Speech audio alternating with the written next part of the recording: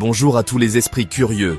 Aujourd'hui, nous plongeons au cœur d'un récit fascinant, où amour paternel, jalousie fraternelle et destin hors du commun s'entremêlent dans l'ombre des tentes de Canaan. Imaginez le vent chaud du désert caressant l'étoile, le parfum de la terre sèche et les voix qui résonnent dans la nuit étoilée, portées par l'écho des générations passées. Aujourd'hui, découvrons l'histoire de Joseph, le fils préféré de Jacob. Un jeune homme dont la vie, marquée par la faveur de son père, va bouleverser l'équilibre d'une famille entière et traverser les siècles comme un symbole d'espoir et de résilience. Joseph n'est pas seulement un personnage biblique, il est le reflet de nos propres luttes, de nos rêves brisés et de nos renaissances inattendues. Jacob, patriarche de Canaan, a 12 fils issus de 4 femmes. Cette grande fratrie, aux origines diverses, vit sous le même toit, partageant le pain, mais aussi les tensions et les rivalités du quotidien. Imaginez la vie dans ce campement, les rires des enfants, les disputes pour un morceau de pain, les regards furtifs échangés autour du feu et la lourde responsabilité qui pèse sur les épaules du père. Mais Joseph, fils de Rachel, la femme tant aimée de Jacob, est l'objet de son amour exclusif. Il incarne pour son père la promesse d'un avenir meilleur, la mémoire d'un amour profond et sincère. Jacob voit en Joseph le reflet de Rachel, disparue trop tôt, et chaque sourire de son fils ravive la tendresse et la douleur de cette perte. Pour marquer sa préférence, Jacob offre à Joseph une tunique somptueuse, tissée de multiples couleurs, symbole éclatant de distinction et de privilège. Ce vêtement, rare et précieux, attire tous les regards et ne laisse personne indifférent. Les fils de servantes et de Léa, eux, n'ont droit qu'à des habits simples, usés par le labeur. La tunique de Joseph, elle, brille au soleil comme un arc-en-ciel tombé sur la terre. Ce cadeau attise la jalousie de ses frères, creusant un fossé entre eux. L'amour du père devient, pour les autres fils, une source d'amertume et de ressentiment. Dans leurs yeux, la tunique n'est pas qu'un vêtement. C'est une blessure ouverte, un rappel quotidien de leur infériorité, de leur exclusion du cœur paternel. La tunique, signe d'un statut privilégié, devient le catalyseur de leur haine. Elle incarne l'injustice ressentie, la blessure de ne pas être choisi, et alimente les murmures dans l'ombre. Les frères, réunis autour du feu, murmurent à voix basse, leurs regards se durcissent, et la tendresse fraternelle s'efface peu à peu, remplacée par la rancœur. Les frères, relégués à la garde des troupeaux, voient en Joseph un rival, non un frère. Tandis qu'ils peinent sous le soleil, Joseph, lui, semble promis à un autre destin, plus doux, plus envié. Les mains calleuses, les visages marqués par la fatigue, ils observent Joseph, dont la tunique reste immaculée, et se demandent pourquoi la vie leur refuse la même tendresse. L'injustice s'installe, la communication se brise, les regards se détournent, les mots deviennent rares, et la méfiance s'installe au sein du clan. Les repas se font silencieux, les gestes brusques, et chaque soir, la tension s'épaissit comme une brume sur le campement. Le clan de Jacob, censé être uni, se fracture sous le poids des rivalités. Les repas partagés deviennent silencieux, les gestes affectueux se font rares, et l'harmonie familiale s'effrite peu à peu. Les mères observent, impuissantes, la discorde grandir entre leurs fils, redoutant le jour où la jalousie franchira le seuil de l'irréparable. Dans ce climat explosif, la vie de Joseph va basculer, loin de la protection paternelle.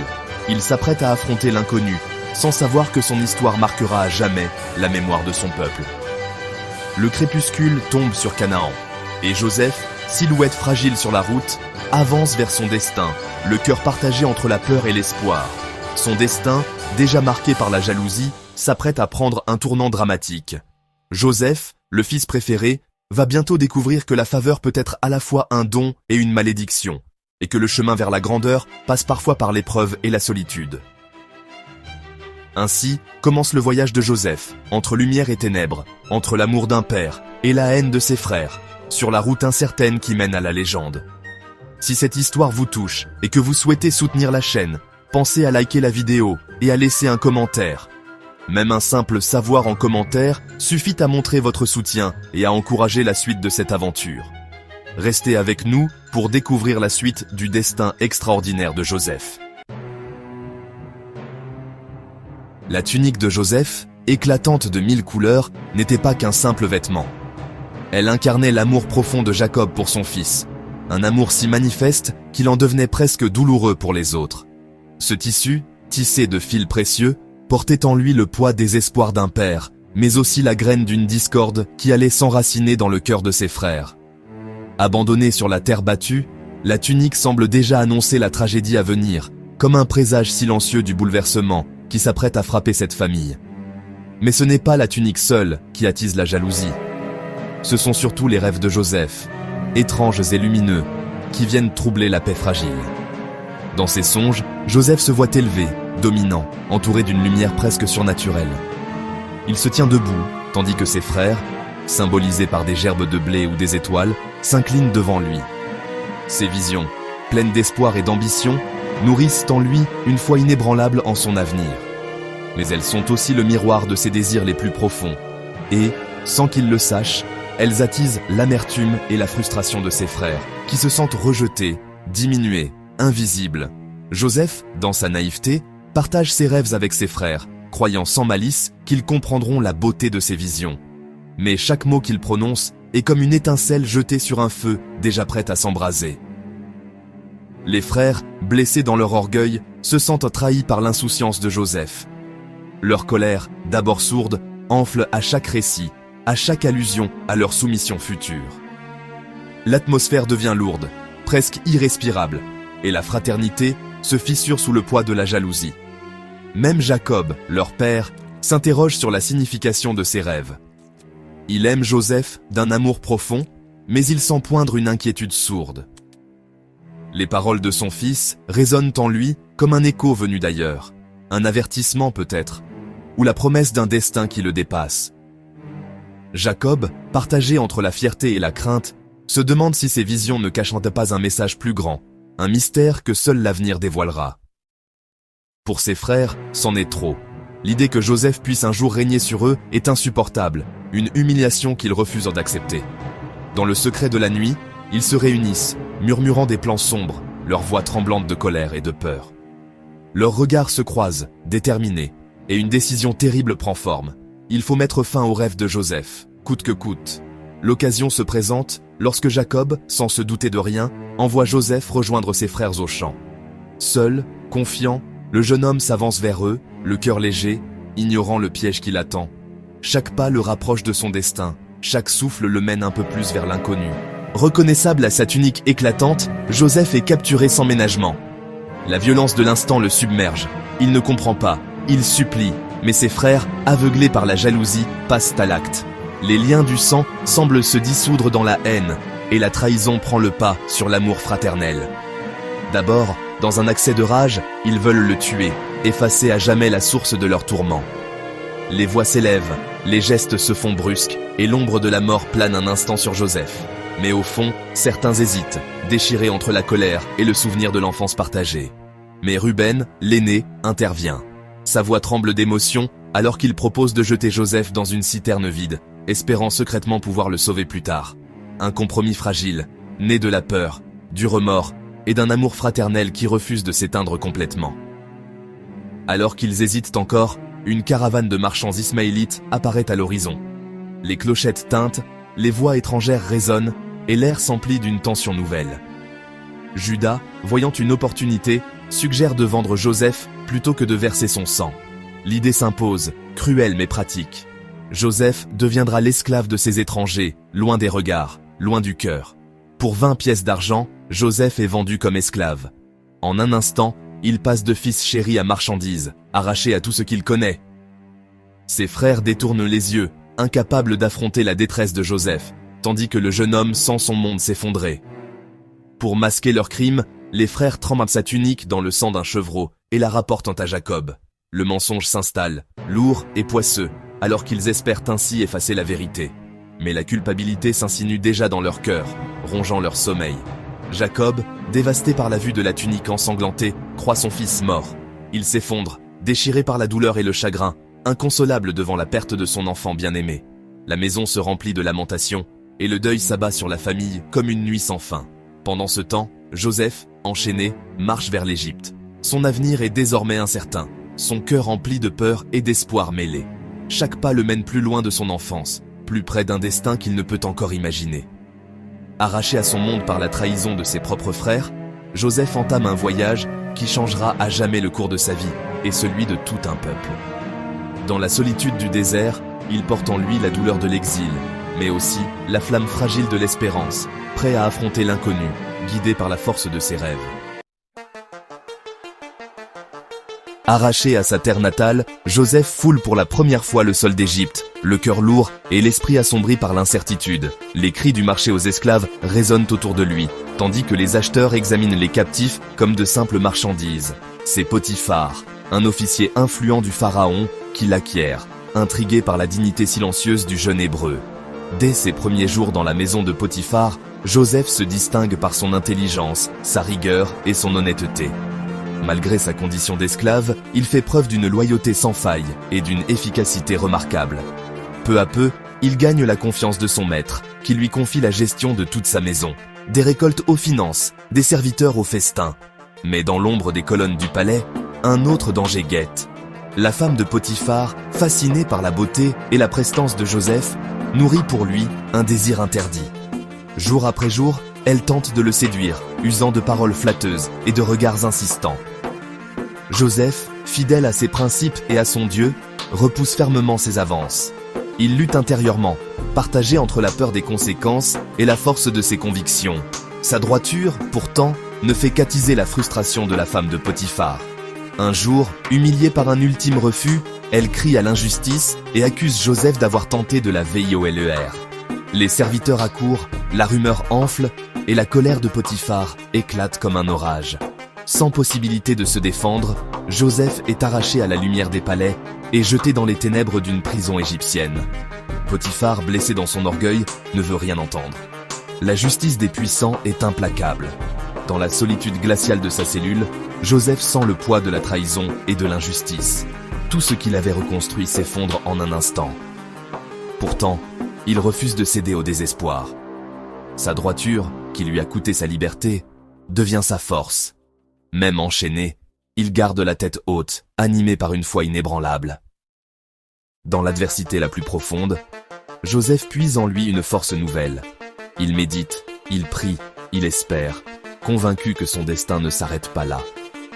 De l'esclave devenu intendant, il redevient prisonnier, au plus bas de l'échelle sociale.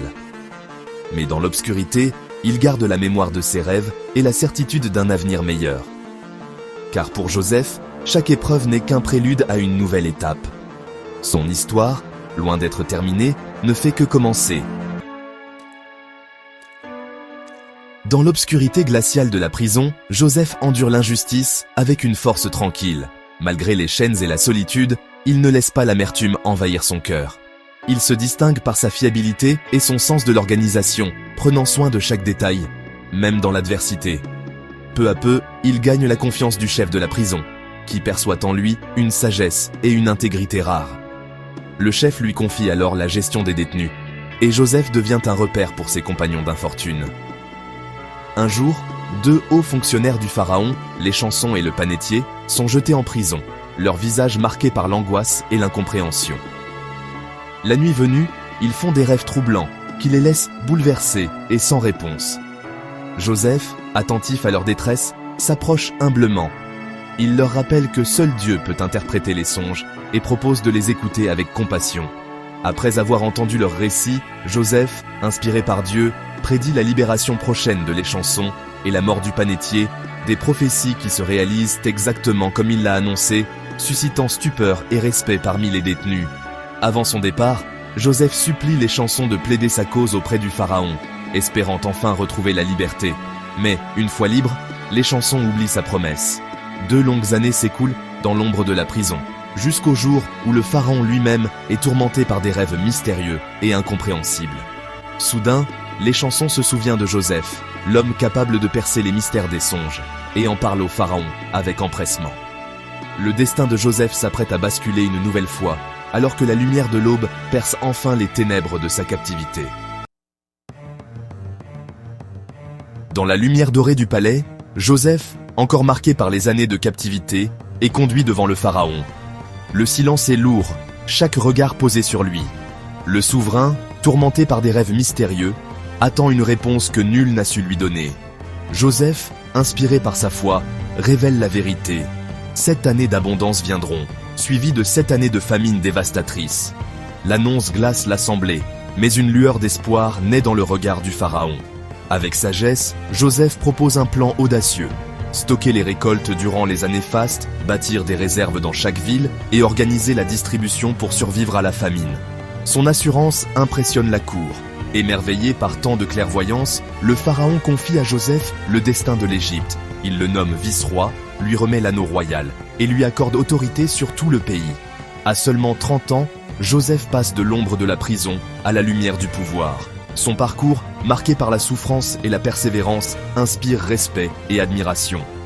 Joseph organise la collecte, la gestion et la protection des réserves. Il veille à chaque détail, s'assurant que rien ne soit gaspillé, que chaque grain compte. Lorsque la famine frappe, l'Égypte, grâce à la prévoyance de Joseph, devient le grenier du monde. Des foules venues de partout affluent, cherchant secours et nourriture. Joseph, l'ancien esclave, devenu sauveur, nourrit une nation entière. Son humanité et sa compassion touchent le cœur du peuple. Par son intelligence, sa foi inébranlable et sa capacité à pardonner, Joseph change à jamais le destin de l'Égypte. Son nom devient synonyme de sagesse et de providence. Mais alors que l'Égypte prospère, le drame familial de Joseph refait surface. Les retrouvailles avec ses frères approchent, porteuses d'émotions et de révélations bouleversantes. La famine s'étend jusqu'à Canaan, frappant durement la terre et ses habitants. Les champs, jadis fertiles, ne sont plus que poussière et craquelure. Les familles, affaiblies par la faim, voient de leurs réserves s'amenuiser jour après jour.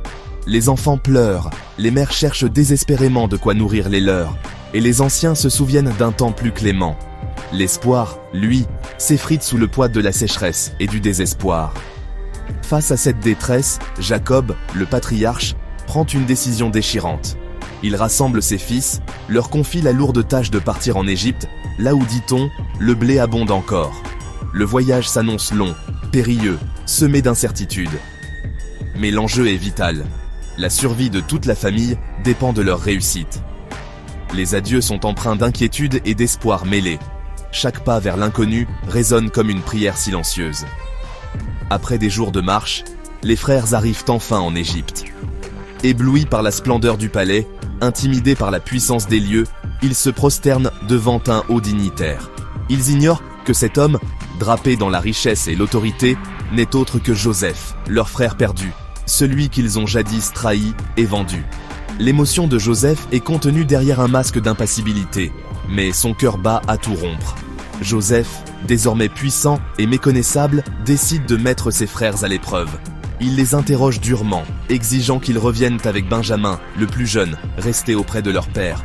Derrière ces questions, il cherche à sonder leur sincérité, à mesurer le chemin parcouru depuis la trahison.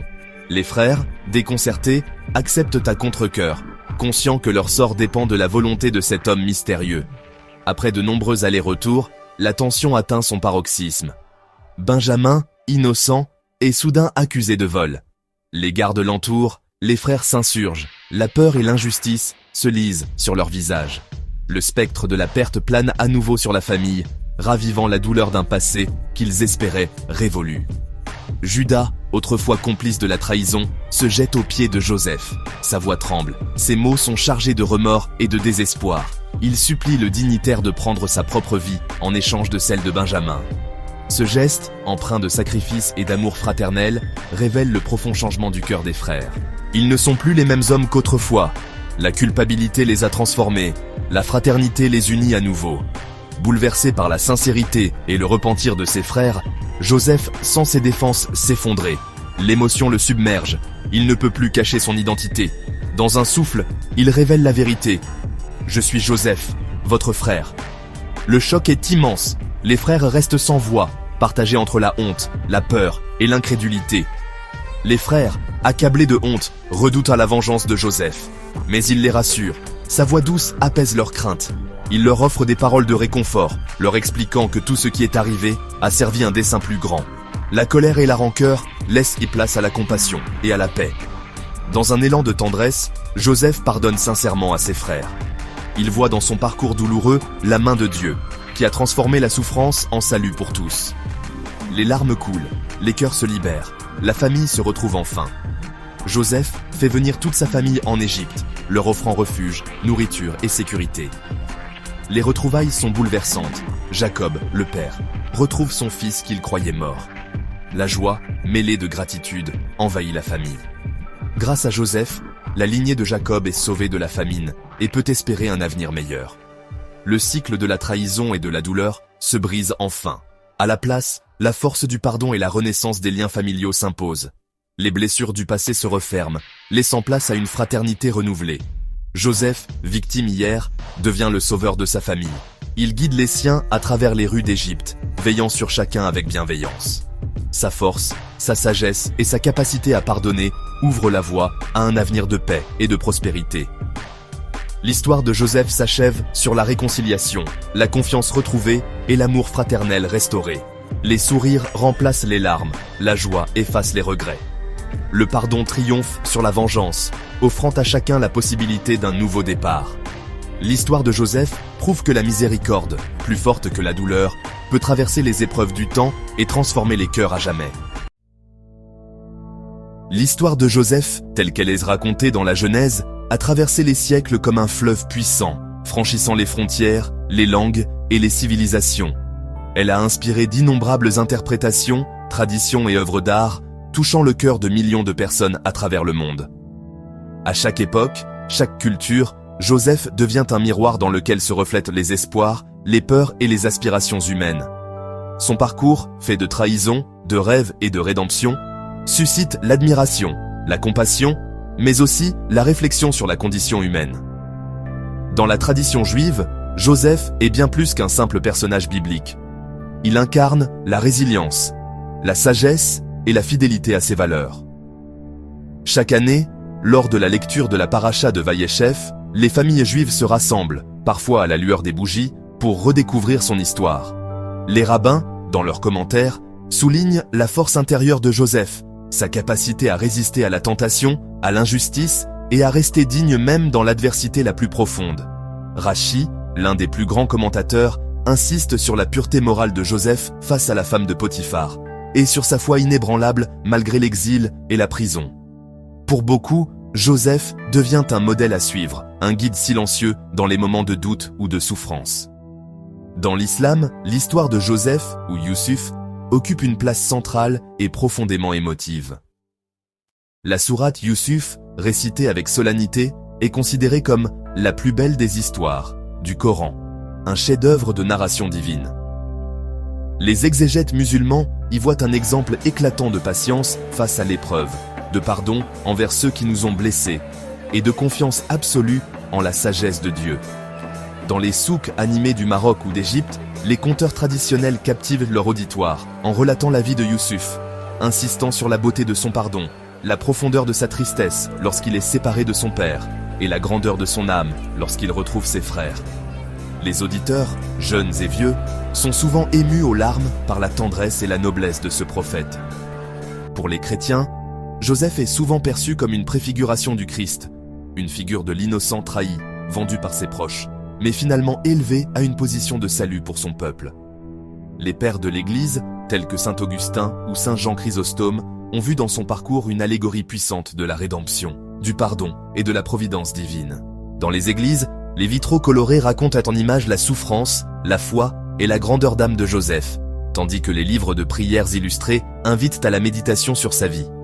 Les artistes chrétiens, à travers les siècles, ont représenté Joseph comme un homme de foi, de pardon et de vision, capable de transformer la douleur en espérance. Au fil des siècles, l'histoire de Joseph a aussi inspiré la littérature, le théâtre et la musique, traversant les frontières du sacré et du profane. Dans la tradition yiddish, des pièces de théâtre populaires mettaient en scène ses aventures, mêlant humour, émotion et sagesse populaire.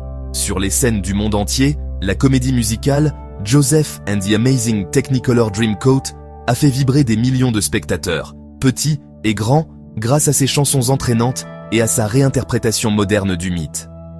Les émotions de Joseph, sa solitude, sa joie retrouvée, sont partagées par le public, qui se reconnaît dans ses épreuves et ses triomphes. Aujourd'hui encore, les interprétations de Joseph se multiplient et se diversifient. Certains y voient un exemple éclatant de réussite sociale, d'ascension fulgurante malgré les obstacles.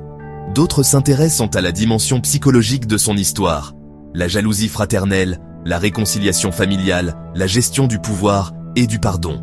Dans les universités, des étudiants passionnés débattent autour de tables encombrées de livres, analysant Joseph à la lumière de la littérature comparée, de la politique ou de la psychanalyse. Les manuscrits persans, magnifiquement illustrés, témoignent de la fascination universelle pour ce récit, qui ne cesse d'inspirer chercheurs et artistes. Ainsi, l'histoire de Joseph continue de résonner à travers les âges, d'être débattue, racontée, réinventée et partagée. Dans les synagogues, les mosquées, les églises, mais aussi dans les salles de classe et les foyers, elle offre à chaque génération de nouvelles clés de lecture, de nouveaux motifs d'émotion et d'inspiration. Joseph, avec sa tunique multicolore, ses rêves et ses larmes, demeure un compagnon de route pour tous ceux qui cherchent à comprendre la complexité de l'âme humaine et la force du pardon. L'héritage de Joseph dépasse le simple récit. Il s'inscrit dans la mémoire du temps, traversant les siècles comme le Nil traverse le désert, inaltérable et porteur de vie. Il nous parle de la complexité des liens familiaux, tissés d'amour, de jalousie, de trahison et de réconciliation. Face à l'adversité, la famille devient à la fois épreuve et refuge, révélant la force de la résilience humaine. Joseph transforme chaque épreuve en opportunité, refusant le statut de victime. Sa détermination, forgée dans la solitude et l'injustice, devient une lumière dans l'obscurité, un exemple de courage silencieux. Son pardon, loin d'être un oubli, est un acte de foi et de libération. Il choisit de briser le cycle de la vengeance, offrant à ses frères la possibilité de renaître, et à lui-même la paix intérieure. Il voit la main de Dieu dans sa souffrance, désamorçant la haine par la foi. Sa confiance inébranlable lui permet de transformer la douleur en espérance, et l'injustice en chemin vers la rédemption. L'histoire de Joseph interroge le destin et la liberté humaine. Sommes-nous prisonniers de notre passé ou artisans de notre avenir? Joseph, par ses choix, nous montre la puissance de la volonté face à l'inconnu. Elle nous invite à chercher un sens dans l'épreuve, à transformer la douleur en sagesse et à trouver la lumière même dans les ténèbres les plus profondes. 3 millénaires plus tard, son message d'espoir et de pardon résonne toujours. Il traverse les frontières, les cultures et les âges, rappelant à chacun la force du pardon et la beauté de la réconciliation. Joseph nous enseigne que la grandeur réside dans la capacité à pardonner et à se relever, à tendre la main même à ceux qui nous ont blessés et à croire en la possibilité d'un nouveau départ. Son histoire demeure une source d'inspiration universelle, un phare pour tous ceux qui cherchent la lumière au cœur de l'épreuve et un rappel que, même dans la nuit la plus noire, l'espérance ne meurt jamais. Merci d'avoir regardé. Si tu veux faire partie de la prochaine exploration, pense à t'abonner et à activer la cloche de notification. Et comme toujours, continue à apprendre.